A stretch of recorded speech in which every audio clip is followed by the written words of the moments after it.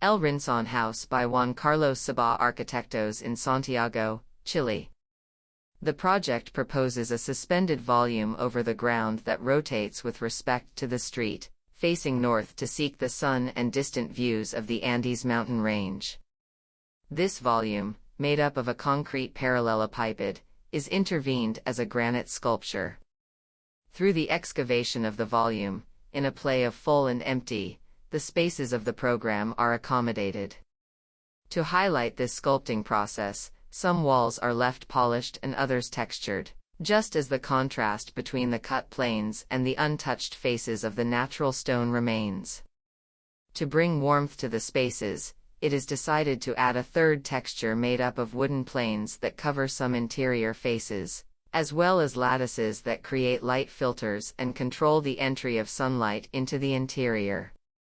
The terrain slopes from north to south, which is where it is accessed from the street, and contains a horizontal platform in its lower part that used to be a tennis court.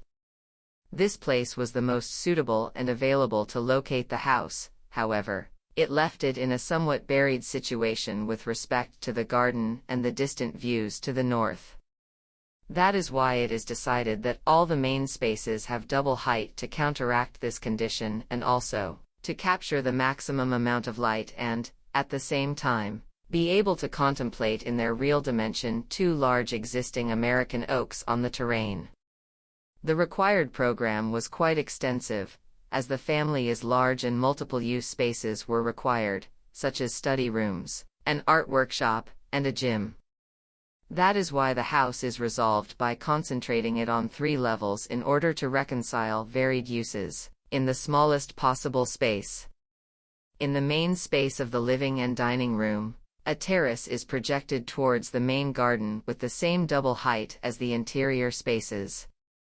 This allows expanding the spaces, generating continuity between the interior and exterior. This terrace is protected from the sun through a wooden lattice on the second level that runs along its entire length. This automated lattice allows for gradual control of the entry of light and heat into the house.